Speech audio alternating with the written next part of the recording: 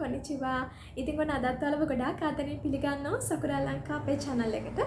අද මම කතා කරන්න හිතුවා ජපන් භාෂාව ඉගෙන ගන්න ගොඩ දෙනෙක්ට තියෙන තවත් ප්‍රශ්නයක් ගැන. ජපන් භාෂාව ඉගෙන ගන්න ඔයාලා අනිවාර්යයෙන්ම ජපන් භාෂා විභාගයකට මුහුණ දෙන්න ඕන. ඉතින් ජපන් භාෂා විභාග කිව්වට පස්සේ JLPT, NET, JCT නැත්නම් JFT මේ ඕනම එක්සෑම් එකකට ඔයා මුහුණ දෙන්න බලාපොරොත්තු වෙමින් ඉන්න කෙනෙක් වෙන්න පුළුවන්. ඉතින් මේ විභාගයෙන් කෝකකට මුහුණ දුන්නත් ඔයාලට තියෙන ගැටලුවක් තමයි මොනවද අපි විභාගෙට පාඩම් කරන්නේ? මොන තැනින් විභාගෙට ප්‍රශ්න එවිද? ඇත්තටම හරියට කාලසටහනක් නෑ මට පාඩම් කරන්න. මේක ගොඩ දෙනෙක් කියන කතාවක්. ඉතින් මම හිතුවාලට අද ස්ටඩි ප්ලෑන් එකකුත් එක්ක කොහොමද පාඩම් කරන්න? අපි මොන වගේ දේවල් ફોකස් කරලාද පාඩම් කරන්න ඕනේ කියලා මේ වීඩියෝ එකෙන් ඔයාලට කියලා දෙන්න. ඉතින් ආරාධනා කරන වීඩියෝ එක ඉවර වෙනකම්ම එකතු වෙලා ඉන්න කියලා. ඉතින් අපි මුලින්ම කතා කරමු මොකක්ද මේ ස්ටඩි ප්ලෑන් එක. ඉතින් ඔයා මොන එක්සෑම් එකකට මොන ලෙවල් එකකට මුහුණ දුන්නත් ඔයාට මේ ස්ටඩි ප්ලෑන් එක පාවිච්චි කරන්න පුළුවන්. ඉතින් ළඟම එක්සෑම් එකක් තව සත් දෙක තුනකින් වගේ එක්සෑම් එක තියෙනවා නම් මේ ස්ටඩි ප්ලෑන් එක පාවිච්චි කරන්න බෑ. ඒකට මම වෙනම ස්ටඩි ප්ලෑන් එකක් ගෙනලා තියෙනවා. මිට කාලයකට කලින් අපේ channel එකේ තියෙනවා සත් දෙක තුනකින් කොහොමද ජපාන් විභාග ගොඩ දාගන්නේ කියලා. ඉතින් ඔයාට ඒක බලන්න පුළුවන්. මම ඒ link එක ඔයාලට comment section එකේ දාලා තියන්නම් pin කරලා ඒක ඔයාලට බලන්න පුළුවන්. ඉතින් ටිකක් කාලයක් මාසයක් එකහමාරක් දෙකක් වගේ තියෙනවා නම් ඔයාට පුළුවන් මේ ස්ටඩි ප්ලෑන් එකට වැඩ කරලා එක්සෑම් එක අනිවාර්යයෙන්ම පාස් කරගන්න. මේ ස්ටඩි ප්ලෑන් එකේ මම ඔයාලට කියනවා සතියේ දවසක ඇතුළත එක දවසකට මොන වගේ දේවල්ද කරන්න ඕනේ කියලා. ඉතින් ඔයාට මේ දවසක් ඇතුළතදී කරන්න පුළුවන් ඔයාගේ භාෂාවට ඔයාගේ එක්සෑම් එක වෙනුවෙන් පුංචි ටයිම් එකක් වෙන් කරගන්න. ඒක තමයි පළවෙනිම කරන්න ඕන දේ.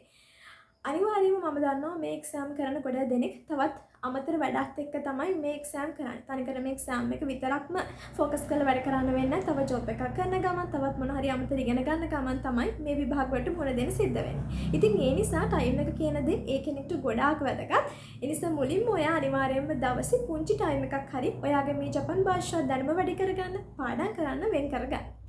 ඉතින් අද මම ඔයාලට මේ කියන්නේ දවසක ප්ලෑන් එකක් ගැන. මොනවද ඔයා දවසක ඇතුළත මේ වෙනුවෙන් කරන්න ඕනේ කියන්නේ. ඉතින් දවස් එකතු වෙලානේ මාසයක් හැදෙන්නේ. ඉතින් ඔයාට මේ ප්ලෑන් එක දවසෙන් දවස දිගට කරගෙන ගියොත් පුරුද්දක් විදිහට මේක කරගෙන යන්න පුළුවන්. කිසිම කම්මැලිකමක් නැතුව. ඊට පස්සේ ඔයාට පුළුවන් මේකෙන් ලොකු රිසල්ට් එකක් ගන්න. මොකද අපි එක්සෑම් එක ලඟ වෙලා පාඩම් කරනවට වඩා මේ මාසෙ දවසකට පුංචි වැඩ කොටසක් කරත් ඒ කරන වැඩ කොටස අපිට මාසයක් ඇති අපි දන්නේම නැතුව ලොකු වැඩ කොටසක් කරලා කියලා ඔයාටම දැනෙවි. ඉතින් අපි පටන් ගමු එහෙනම් මොනවද මේ වැඩ ටික කියලා කතා කරන්න. ඔයාට පුළුවන් දවසක් ඇතුළත මුලින්ම කරන්න ඕන දේ තමයි ඔයා අනිවාර්යයෙන්ම දවස් ඇතුළත වචන 10ක් පාඩම් කරගන්න. කොතබා 10ක් පාඩම් කරගන්න. මොකද මොන විභාගයක් වුණත් වචන කියන දේ අනිවාර්යයෙන්ම ඔයාට එක්සෑම් එකේ පේපර් එක කියව ගන්න, කතා බහ කරගන්න, ලිස්නින් වලදී මේ හැම තැනකදීම ගොඩාක් වැදගත්. ඉතින් වචන මතක තියාගන්න හැටි මම වීඩියෝ එකක් කරලා තිනවට ඒක බලන්නත් පුළුවන්.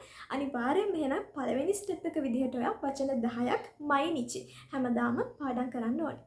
ඊළඟ පියවර තමයි අනිවාර්යෙන් දවසට එක ග්‍රැමර් පැටර්න් එක ගන්න ඔයා මතක තියාගන්න උත්සාහ කරන්න. ඉතින් මෙතනදී අනිවාර්යයෙන්ම ප්‍රධාන ග්‍රැමර් පැටර්න් එකක් අරගෙන ඔයා මේ ග්‍රැමර් පැටර්න් එකේ සිංහල තේරුම මොකක්ද කොහොමද මේක පාවිච්චි කරන්න කියන එකත් එක්ක උදාහරණ කීපයක් ඔයා තනියම හදන්න බලන්න. ඉතින් මම මේ වෙකින් එක ඊළඟට ඔයාලට විස්තර කරන්න. ඒක තමයි දෙවෙනි පියවර. ග්‍රැමර් පැටර්න් එක ගන්න දවසට ඔයා පාඩම් කරන්න සහ ඒක බලන්න ඕනේ මොනවද මේ ග්‍රැමර් පැටර්න් එකේ තියෙන්නේ කියන එක අධ්‍යයනය කරන්න ඕනේ. ඊළඟ එක තමයි ඔයාලට කරන්න පුළුවන් දවසට විනාඩි 10ක් හරි ලිස්නින් වලට පාවිච්චි කරන්න. ඉතින් ඔයාලට පුළුවන් ඔයාගේ ලෙවල් එකට අදාළ ලිස්නින් YouTube එකෙන් අරගෙන විනාඩි 10ක් වගේ පුංචි කාලයක් ඇතුළත අහන්න. එහෙමත් නැත්නම් පුංචි වීඩියෝස් කරලා තියෙනවා ජපන් ජාතික විවිධ දේවල් ගැන. ඒ වගේ වීඩියෝ එක විනාඩි 10ක් විතර අහන්න පුළුවන්. ඒ වගේ දෙයක් අනිවාර්යයෙන්ම ලිස්නින් එකට ඔයා කරන්න ඕන. ඊළඟට ෆ්ලෑෂ් කාඩ්. ෆ්ලෑෂ් කාඩ් කියලා කියන්නේ ජපන් වචන මතක තියාගන්න පුළුවන් විදිහක්නේ. ඉතින් ඔයාට පුළුවන් මෙන්න මේකත් මෙතනදී පාවිච්චි කරන්න. අනිවාර්යයෙන්ම දවසේ ෆ්ලෑෂ් කාඩ් පාවිච්චි කරන වචන පුරුදු වෙන්න උත්සාහ කරන්න. ඉතින් මෙතනදී ඔයාට පුළුවන් එක දිගට ඔයාට කාලය අරගෙන ටිකක් වාඩි වෙලා ඉඳලා ෆ්ලෑෂ් කාඩ් හදන්න කම්මැලිකමක් හිතෙනවා නම් ඔයාට පුළුවන් අර දවස් ඇතුළත වචන 10ක් පාඩම් කරනවනේ. අන්නේ වචන 10 ෆ්ලෑෂ් කාඩ් කරගන්න. ඒ කියන්නේ ඔයාට පුළුවන් පුංචි කොලයක් අරගන්න මේකට තීරු වලට කපලා එහෙමත් නැත්නම් කාඩ්බෝඩ් අරගන්න. ඒ වගේ දෙයක් අරගෙන ඔයාට එක පැත්තක වචන ලියලා ඊළඟ පැත්තේ සිංහල තේරුම ලියා ගන්න පුළුවන්. ඉතින් ඔයාට අනිවාර්යෙන්ම දවසේ වචන 10 පාඩම් කරද්දී ෆ්ලෑෂ් කාඩ් 10ක් ඔන්න ඔයාට හදා ගන්න පුළුවන්. ඒක තමයි ඊළඟට ඔයා කරන්න ඕන දේ. ඉතින් ඔන්න ටික තමයි ඔයා දවස ඇතුළත ඔයාගේ එක්සෑම් එක වෙනුවෙන් කරන්න ඕන. මම ආයෙත් එකින් එක මතක් කරන්න. පළවෙනි එක තමයි ඔයා වචන 10ක් පාඩම් කරගන්න ඕන. දෙවෙනි එක තමයි එක ග්‍රැමර් පැටර්න් එකක් පුරුදු වෙන්න ඕන. ග්‍රැමර් පැටර්න් එක පාවිච්චි කරන විදිහ, මේක භාවිතා කරන උදාහරණ වාක්‍ය.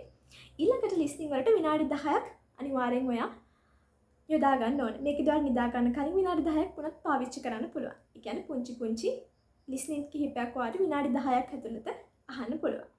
ඊළඟට තමයි ෆ්ලෑෂ් කාඩ් භාවිතා කරලා හරි මෙන්න මේ වචන මතක තියාගන්න එක. ඔන්න ඔය හතර තමයි ඔයා හැමදාම ඔයාගේ විභාග වෙනුවෙන් කරන්න ඕන ස්ටඩි ප්ලෑන් එක. මම ඊළඟට කියන්නම් එකින් එක මොනවද අපි මේ දේවල් වලදී කරන්න ඕනේ කියලා. ඔයාලා දන්න ඔයාලගේ ජපන් විභාග මොන විදිහටද එන්න කියලා. නැත්නම් මම නවදත් ඔයාලට මේක පැහැදිලි කරලා දෙන්න. ඔයාලගේ ජපන් විභාගවලදී ඔයාලට පේපර්ස් 3කට මුහුණ දෙන්න සිද්ධ වෙනවා. ජපන් ප්‍රවීණත විභාගවලදී ඔයාලගේ දැනුම 3 ආකාරයකට පරීක්ෂා කරලා බලන්න. පළවෙනි විදිය තමයි kanji. දෙවෙනි එක ව්‍යාකරණ නැත්නම් grammar paper එක. තුන්වෙනි එක listening paper එක. එතකොට මේ papers ගැන වෙනම විස්තර කිරීමක් කරොත් kanji paper එකේදී ඔයාලගේ kanji විතරක් නෙමෙයි පරීක්ෂා කරන්නේ වචන දැනුම පරීක්ෂා කරනවා. කොතබා සහ kanji කියන දෙකෙන් තමයි kanji paper එක හැදිලා තියෙන්නේ.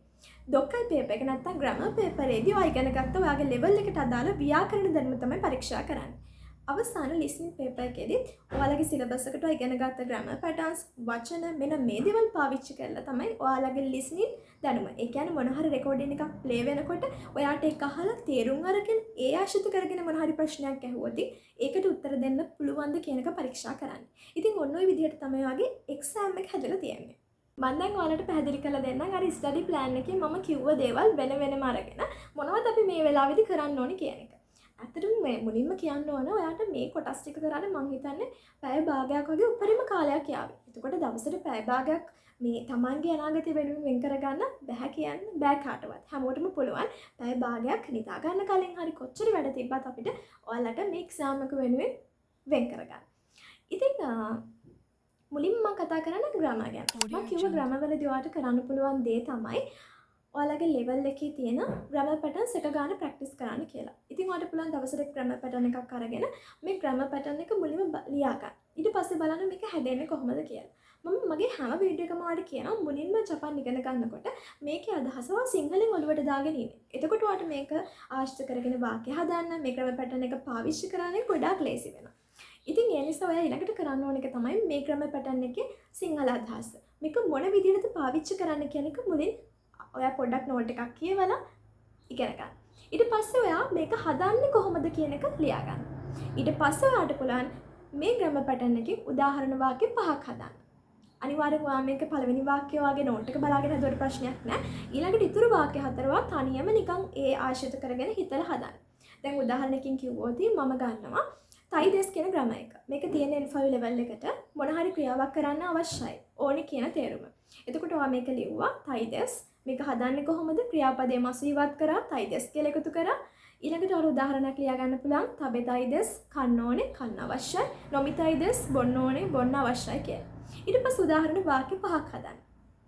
අපිට හදන්න පුළුවන් වතෂි wa nihon ni ikitaidesu. මට ජපානයට යන්න අවශ්‍යයි. වතෂි wa osake o nomitaidesu. මට සකේ බොන්න අවශ්‍යයි. වතෂි wa kanji o renshu shitaidesu. මට kanji පුහුණු වෙන්න අවශ්‍යයි. ඊළඟට මම ඔයාලට කිව්වා වචන 10ක් අනිවාර්යෙන් දවස් තුනකට ටයිම් එක වෙන් කරගෙන ප්‍රැක්ටිස් කරන්න කියලා. ඉතින් මේ වචන 10 ඔයා හිතන්නකෝ ගොඩ දෙනෙක්ට තියෙන ප්‍රශ්නයක් තමයි වචන ප්‍රශ්නේ. ඇත්තටම වචන මතක නැති වුණාම තමයි අපිට පේපර් එක කියව ගන්න, තේරුම් ගන්න මේ කිසිම දෙයක් කරන්න බැරි. ඉතින් මේ ප්‍රශ්න විසඳුම තමයි පුළුවන් තරම් වචන පාඩම් කරගන්න එක.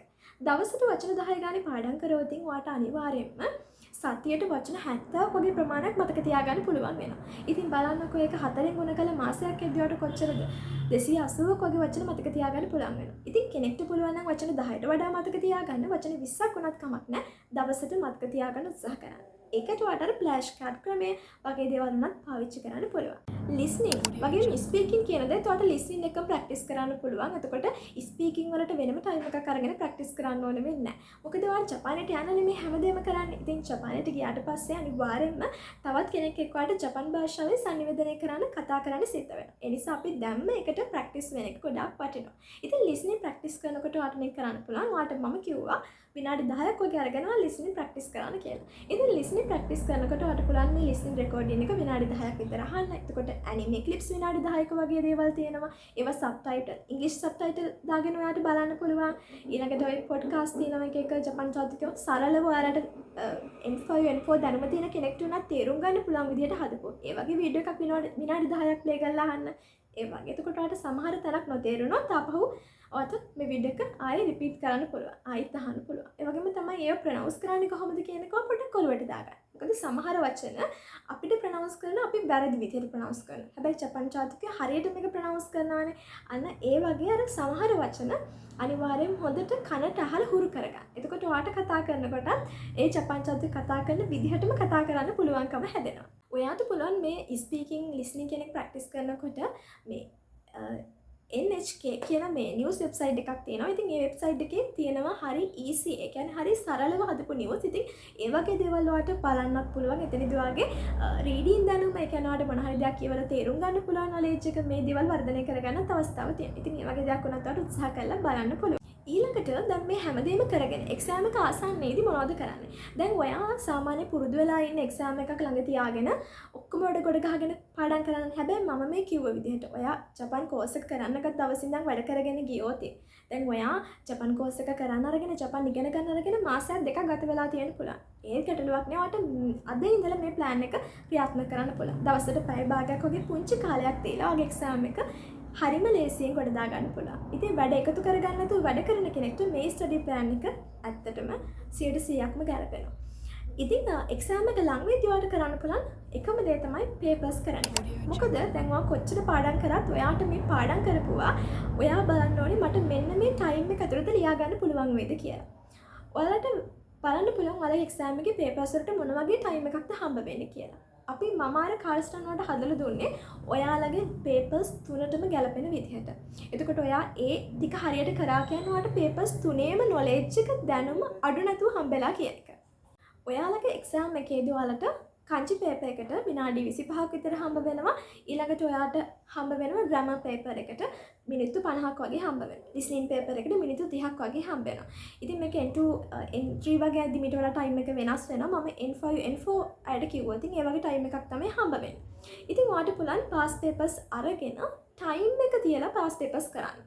අනිවාර්යෙන් මේක කරන්න. මොකද ග්‍රැමර් පේපර් එක ගත්තොත් ගොඩ දෙනෙක්ට විනාඩි 50කින් ග්‍රැමර් පේපර් එක කරගන්න අමාරුයි. මොකද ටිකක් බුන්පෝ තියෙනවා, ටිකක් ඡේද තියෙනවා, කියවන්න තියෙනවා. ඉතින් ඒකත් එක්ක අර ප්‍රැක්ටිස් එක මදිකම නිසා එක් කරගන්න බැරි වෙනවා.